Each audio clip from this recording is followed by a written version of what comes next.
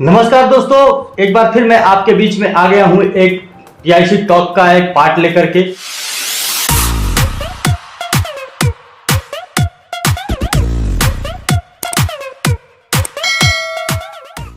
ये बिल्कुल नया पार्ट है, जैसा कि आपने पहले भी मेरे वीडियो में देखा। अभी हाल फिलहाल मैंने 3 पार्ट आपको अपलोड करके दिखाए थे, जो सिद्धार्थ सिंह जी के साथ हमारा एक इंटरव्यू हुआ था। उनमें उन्होंने कितने प्रकार के नोट आदि दिखाए। आज हम बिल्कुल एक नए जगह आए हैं दोस्तों, और आपको बिल्कुल नई नई बातें सीखने को मिलेगी। आज हम लोग आए हैं आनंद हेरिटेज गैलरी में, जिनके ओनर हैं श्री अमरेंद्र आनंद जी।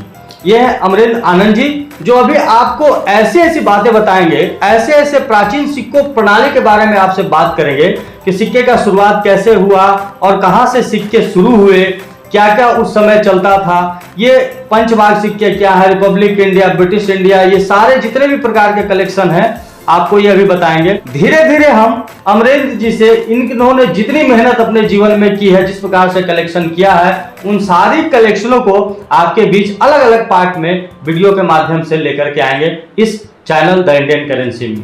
तो दोस्तों, आज सबसे पहला वीडियो हम शूट कर रहे हैं यहाँ आए इनके बीच में। सर, आपका बहुत बहुत स्वागत है मेरे चैनल द इंडियन करेंसी में।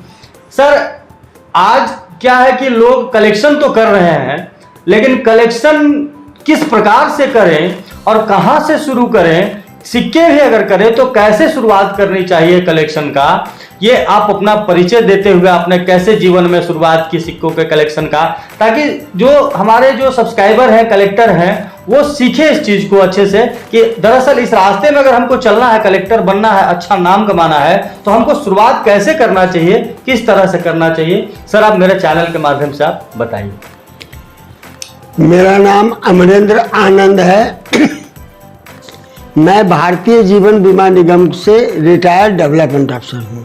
और ये जो शौक है सिक्कों का, ये शौक बचपन में 5-7 वर्ष की उम्र में ही लग गया था। ओह, मतलब बहुत छोटे। हाँ, बहुत छोटे उम्र से मेरी दादी, मेरे पापा कुछ कुछ सिक्के चांदी वांदी के गांव घर में रखते ही थे, तो मेरे को बड़ा अच्छा लगता था, तो बस कलेक्ट कर लेते थे। जैसे जैसे उम्र बढ़ता गया, समझ बढ़ती गई, कुछ आर्थिक स्वतंत्रता बढ़ती गई, कुछ आय बढ़ता गया, तो ये शौक जो है परवान चढ़ने लगा। शौक कोई भी हो, अगर उसमें सिलसिला है, उसमें जानकारी है, उसमें लगन है, तो आप कहीं भी पहुंच सकते हैं।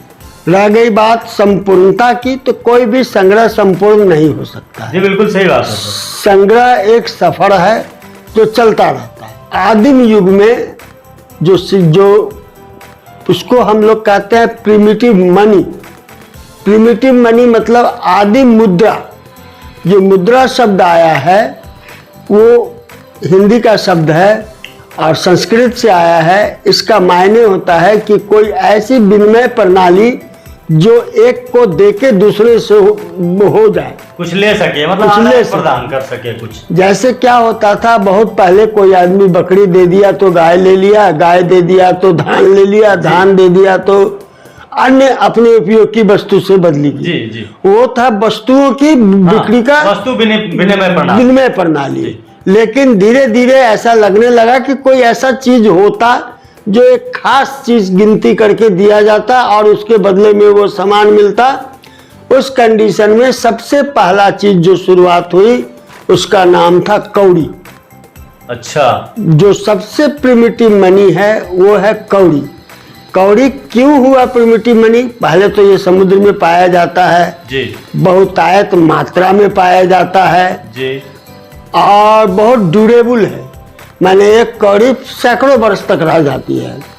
तो कौड़ी जो है वो पहला चीज था। जैसे कि आप इसमें देखेंगे, ये मेरा एल्बम है, ये है इंडियन प्रिमिटिव मनी का। जब हम इसे आएंगे, प्रिमिटिव मनी का ये पहला पन्ना पलटेंगे। पहला पन्ना पलटने के बाद में ये कुछ इंफॉर्मेशंस है। इसके बाद ये पन्ना है कौड़ी का। कौड़ी जो दुनिया की सबसे, और इसका जो प्रादुर्भाव हुआ है धरती पे कौड़ी का, वो चाइना से हुआ है और दूसरा भारत है। हम लोग कहते तो केवल कौड़ी हैं, लेकिन ये कौड़ी भी कई प्रकार की होती है। जब कौड़ी फूट जाती थी, जब उसमें कोई चीज नहीं होता था, तो वो कौड़ी में रांगा भरा जाता था। अच्छा। उसको बोलते थे मेटल फील्ड कौड़ी। अब बोलते, आप कहेंगे कि रांगा क्यों भरा जाता था? रांगा एक ऐसा मेटल, रांगा धरती का एक ऐसा मेटल है जो सबसे कम टेम्परेचर पर मेल्ट हो जाता है। तो यहाँ आप देखेंगे कि ये एक कौड़ी है, कौड़ी में रांगा फील्ड किया हुआ है। दूसरी जगह आप देखते हैं कि मेटल की कौड़ी है, माने जब मेटल का प्रादुर्भाव होने लगा, जब तांबे पीतल आ गए, तो कौड़ी जो है मेटल के रूप में भी बनने लगे। तो ये उसके बाद जो तांबे का है, हाँ तांबे का, तांबे का कौड़ी है, तांबे का कौड़ी है। अच्छा। राजा महाराजा लोग सोने चांदी के भी कौड़ी बनवा के अपने प्रयोग में लाते थे। अच्छा। लेकिन जनरल प्रयोग में तांबे की कौड़ी आए। उसके बाद आई रानी कौड़ी। अच्छा। रानी कौड़ी क्या होता था कि जो मेटल होता था रांगा का, वो रांगा के मेटल के अंदर में कौड़ी डाली जाती थी, और कौड़ी डाल करके उसको रानी कौड़ी कहते थे। यानी 50 कौड़ी के बराबर होती थी एक रानी कौड़ी। अच्छा, ये भी था। हाँ, माने काउंटिंग होती थी। इसके बाद जब शुरू हुआ तो सेकंड चीज आया, उसको हम लोग बोलते हैं मेटल बेड्स। ये है मेटल बेड्स, माने ये है धातु के टुकड़े। इस धातु के टुकड़े की एक खूबी है। पहली खूबी है कि कोशिश की गई है कि सबके समान भार हो। धीरे धीरे लोग विकास करने लगे थे। उसके बाद समान भार हो, और इस सारी चीज़ों का है कि इसमें एक छेद है, इसके अंदर एक होल है। जब कभी लोग कहीं जाते थे, मान लीजिए कि किसी को जाना है बाजार में, तो वो क्या किया कि वो जो है ये बेड्स के छेद हैं इसमें, उसको क्या किया इसके अंदर से भी छेद है, इशारे के अंदर। कोई भी आदमी इसको धागा में पिरो के इसको गले में लटका लिया या हाथ में बांध लिया। एक बकरी खरीदनी है, उसकी कीमत 5 बेड्स तय हुई, उसमें से 5 बेड्स निकाला, उसने उसको दिया, वो संभाल लिया। यानी कौड़ी के बाद जो मुद्रा के रूप में अभी तक इसको लीगल टेंडर का रूप नहीं दिया जा सका। लीगल टेंडर बोलते हैं जिसको कानूनी मान्यता, क्योंकि कानून का प्रादुर्भाव नहीं हुआ था। लेकिन जैसे ही ये चलता रहा, ये भी डिफरेंट टाइप ऑफ वेट्स हैं जो आराम से चलते रहे। ये भी छोटे छोटे वेट्स हैं, विभिन्न भारत के विभिन्न। ये धातु का है, ये सारे के सारे धातु के टुकड़े हैं। मतलब ये तांबे का, तांबे के और पीतल के। अच्छा, तांबा और पीतल दोनों। हाँ, जनरली क्या होता था, पहले वाली जो थी वो रांगा का था। जी जी। रांगा एक ऐसा मेटल है जो बहुत कम टेम्परेचर पे हो जाता है काम। रांगा का कोई चीज बनाना आसान होता है, तो पहले आसान चीज बनने लगे, ले लेता है। हाँ हाँ। इसके बाद धीरे धीरे आप ये देखिए, आप जब इसको देखेंगे तो आप ये छोटे छोटे टुकड़े नजर आएंगे। ये सारे के सारे जो हैं मेटल बेड्स हैं, ये मेटल के हैं। ये रांगा भी हैं, तांबा भी हैं, और इसी तरह देखिए ये छोटे छोटे टुकड़े हैं, बहुत छोटे छोटे टुकड़े, बहुत कलात्मक टुकड़े हैं। ये उज्जैन में कभी कभी जमीन के खुदाई में ये बड़ा ही आकर्षक और बड़ा ही इंफॉर्मेटिव सेगमेंट है सिक्कों के जानकारी के लिए। क्योंकि आज जो हम सिक्के देखते हैं, आज जो हम नोट देखते हैं, वो एक बैग ऐसे नहीं बन गया है। इसी तरह जब हम आते हैं तो आप जब देखेंगे तो ये जो है, ये सारे डिफरेंट टाइप ऑफ सुंदरता के ख्याल से छोटे छोटे छोटे छोटे टुकड़े में बटे हुए हैं, और ये माला में पिरोए हुए हैं। अगर किसी आदमी को 10 खरीदना है, इस माला में से 10 निकाला। जिस तरह आज हम 10 रुपया देते हैं किसी को, 10 रुपया दिया और वो सामान लिया, और फिर माला को बांध के अपने गले में या अपने हाथ में लटका लिया। अच्छा। उसी तरह ये देखिए, ये टेराकोटा के सिक्के हैं। जब थोड़ा सा विकास हुआ तो लोगों ने टेराकोटा यानी मिट्टी के सिक्के बनने लगे। ये मिट्टी है, ये मिट्टी के सिक्के हैं। माने मिट्टी के सिक्के इसलिए बनने लगे, उन पे उस प्रदेश के, उस कबीले के का चिन्ह दिया जाने लगा। अच्छा, ये अच्छा। पंचमार्क नहीं है। हाँ।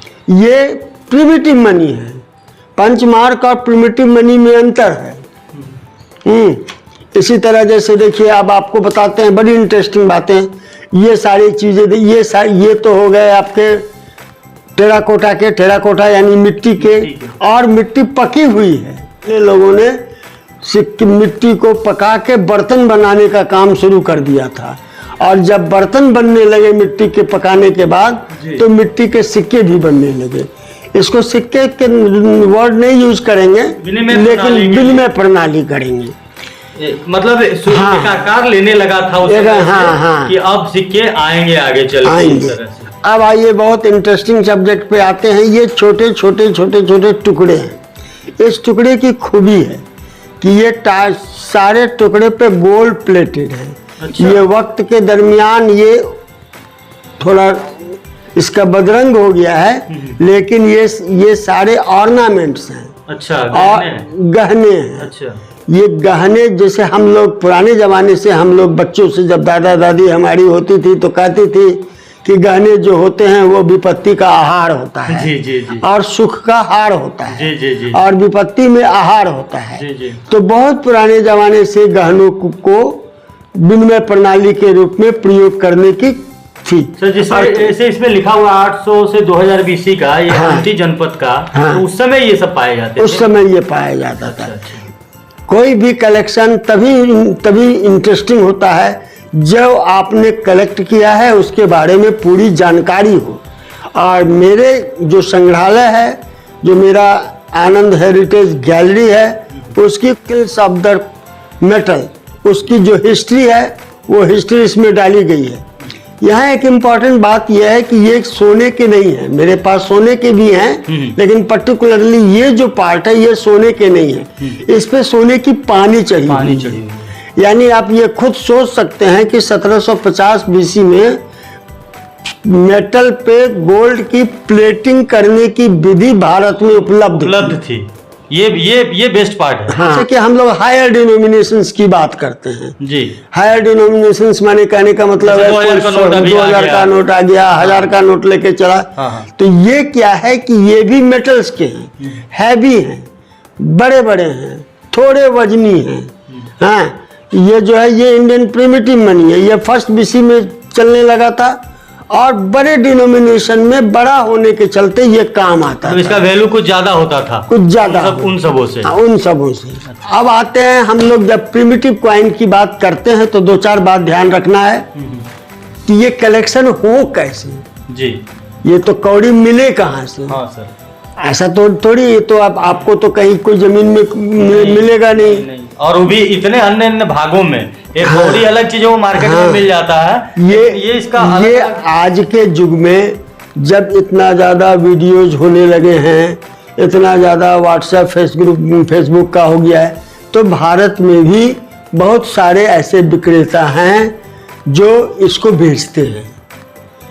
आप उनसे खरीद सकते हैं। और भी एपिसोड सर का अभी आएगा। जी। तब तक आप चैनल में बने रहिए दोस्तों। और ये वीडियो आपको कैसा लगा ये कमेंट में जरूर बताइए। अगले पार्ट के लिए इंतजार कीजिए, जल्दी अगला पार्ट आपको देखने को मिलेगा। आप सभी दोस्त मित्रों का बहुत बहुत धन्यवाद। भारत माता की जय।